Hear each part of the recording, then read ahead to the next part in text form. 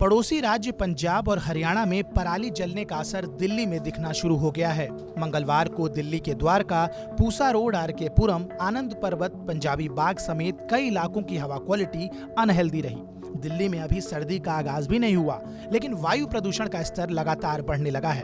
हालांकि हवाओं का रुख दूसरी तरफ होने की वजह से पराली जलने से उठने वाला धुआं अभी पूरी तरह से दिल्ली नहीं पहुंच रहा है, लेकिन अब अक्टूबर का महीना प्रदूषण की चिंता और धुएं दोनों को बढ़ा सकता है। जानकारी के मुताबिक अक्टूबर के अंत तक एक बार फिर द ग्रेट स्मॉग दिल्ली को पूरी तरीके से अपनी चपेट में ले सकता है। अभी दिल्ली एनसीआर में आपने देखा होगा कि प्रदूषण का कोई भी ज़्यादा असर दिखाई नहीं दे रहा। उसका कारण यह है कि अब मानसून विड्रॉ होने लगा है पंजाब और राजस्थान से। अब धीरे धीरे बाकी इलाकों से भी पंजाब और हरियाणा से विड्रॉ होने लग जाएगा 2-3 दिनों के अंदर।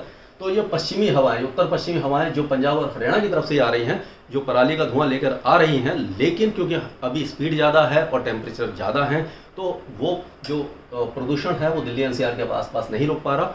और जब 15 अक्टूबर के आसपास, यानी कि सेकेंड या थर्ड वीक ऑफ अक्टूबर में जब पराली अपने पीक पर होगी और उस समय तापमान भी गिरने लगेंगे। इस समय जो मिनिमम टेम्परेचर है 21 या 22 डिग्री है, जब 15 डिग्री या 14 डिग्री के आसपास आ जाएंगे उस समय तो क्या होगा, मिस्ट और हेज बनेगी और हवा ठंडी होने के कारण नीचे आएगी और धुंध और कुहासा बनेगा। उसके साथ साथ जो पराली का धुआं है वो और लोकल पॉल्यूशन मिक्स होकर के हो सकता है कि जो स्मोक की चादर बनती है वो बना ले।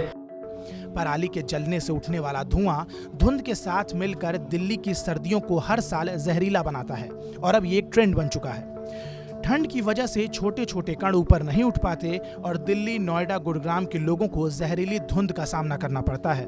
लेकिन सवाल ये है कि दिल्ली में जो हवा हर साल आपके लिए जहर का काम करती है, क्या वही हवा किसानों और उनके परिवारों के लिए हानिकारक नहीं है? सवाल फिर वही है कि किसान पराली जलाने को क्यों मजबूर है। पहली वजह, नई फसल की बुआई का टाइम। अक्टूबर-नवंबर का वक्त खरीफ फसल का अंत होता है। ये वो वक्त होता है जब धान की फसल की कटाई की जाती है, साथ ही इसी वक्त में रबी फसल की बुआई भी की जाती है। आलू और गेहूं की नई फसल लगाई जाती है। धान की फसल की कटाई और अगली फसल की बुआई के बीच सिर्फ 20 से 25 दिन का समय होता है। धान की कटाई के बाद खेतों को अगली फसल के लिए तैयार करने के लिए एक बहुत छोटा समय मिलता है। ऐसे में पराली को जलाना किसानों के लिए सबसे आसान विकल्प है।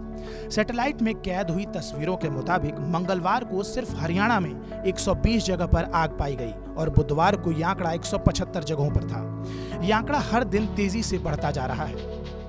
किसान इस बात को समझ चुका है, क्योंकि जो आप कोरोना की बात करने लग रहे हैं, कोरोना के टाइम पर पोल्यूशन जो है नाम मात्र का रह गया। उसका क्या कारण था? दिल्ली के अंदर नाम मात्र का रह गया और आज फिर दिल्ली के अंदर वही पोल्यूशन ऊपर गया। आज तो नाम मात्र की पराली जलने लगी है। पंजाब की पराली जल के वो धुआं वहाँ पहुँच जाएगा और जोहानी पादड़ी और उसका आसपास का क्षेत्र और आपका गाजियाबाद का क्षेत्र, वहाँ पर जो भट्ठे चलते हैं उसका प्रदूषण वहाँ पहुँचता नहीं। दूसरी वजह, स्ट्रॉ प्रबंधन मशीनों की कीमत। स्ट्रॉ मशीनों के जरिए खेती के अवशेषों का प्रबंधन होता है। सरकार बार बार किसानों से स्ट्रॉ प्रबंधन मशीनों का इस्तेमाल करने का अनुरोध कर रही है और इसके इस्तेमाल को बढ़ावा देने के लिए पर्याप्त सब्सिडी भी दे रही है। लेकिन इसके बावजूद किसान इन मशीनों का इस्तेमाल नहीं करना चाहता। वजह है इन मशीनों की कीमत और किराया। पराली जलाने से मिट्टी की उर्वरा शक्ति भी कुछ हद तक कम हो जाती है, लेकिन इसके बावजूद पराली जलाना किसान की मजबूरी है। दरअसल धान की फसल का अवशेष हटाने के लिए एक नहीं कई मशीनों की जरूरत होती है, जैसे मल्चर, रिवर्सिबल प्लो, डिस्क हैरो और हैप्पी सीडर। लेकिन साल में एक बार इस्तेमाल होने वाली मशीनों पर किसान इतना पैसा खर्च भी करे तो क्यों? पंजाब और हरियाणा दोनों ही सरकारों ने पिछले कुछ सालों में पराली को जलाने से रोकने के लिए कई कदम उठाए हैं। सरकार ने इसके लिए CHC यानी कि कस्टम हायरिंग केंद्र भी खोले हैं। आसान भाषा में CHC मशीन बैंक है जो किसानों को उचित दामों पर मशीनें किराए पर देती है। अगर किसान इन मशीनों को किराए पर भी लेता है तो उसके लिए उसे प्रति एकड़ 5800 से 6000 रुपए तक का खर्च उठाना पड़ेगा।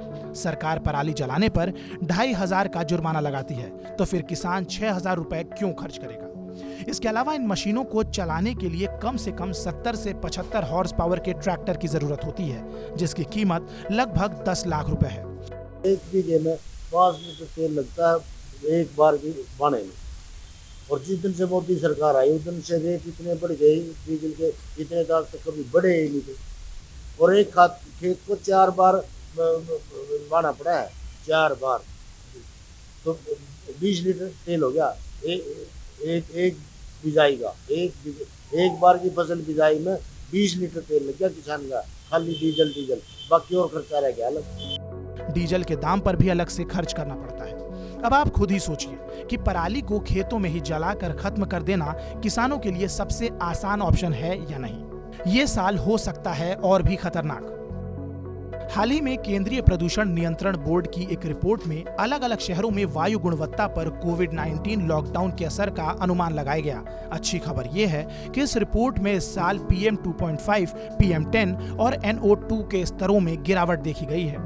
इसके पीछे कई वजह है, जैसे लॉकडाउन की वजह से सड़कों पर वाहनों की संख्या में कमी, केवल आवश्यक कॉमर्शियल वाहनों का चलना और मौसम की परिस्थितियां। अब चिंता की बात यह है कि ये साल पिछले कुछ वर्षों से ज्यादा खतरनाक हो सकता है और इसकी भी कई वजह है। पहली, सरकार ने देश में आर्थिक गतिविधियों को रफ्तार देने के लिए अनलॉक 5 शुरू कर दिया है। ऐसे में सड़कों पर एक बार फिर लंबे लंबे जाम देखे जा सकते हैं। हर साल की तरह इस साल दिल्ली सरकार की ऑड इवन स्कीम को भी लागू नहीं किया जा सकता। वजह है कोरोना।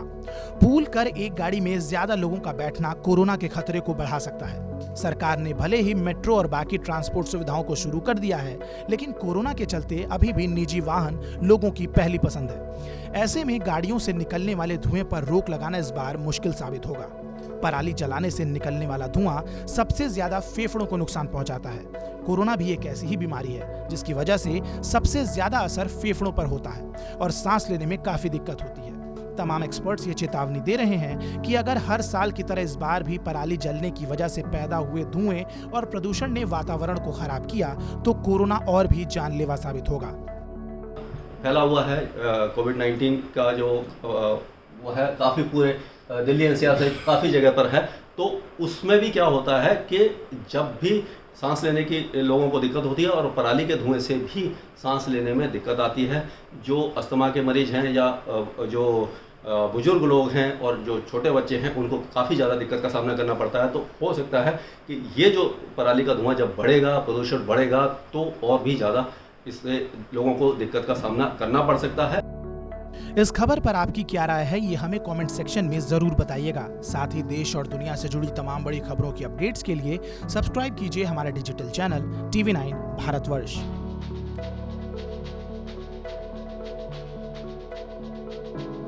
क्या आप पर भी बरपा है जालसाजी का कहर? सपने टूटे आपके, न घर के न घाट के।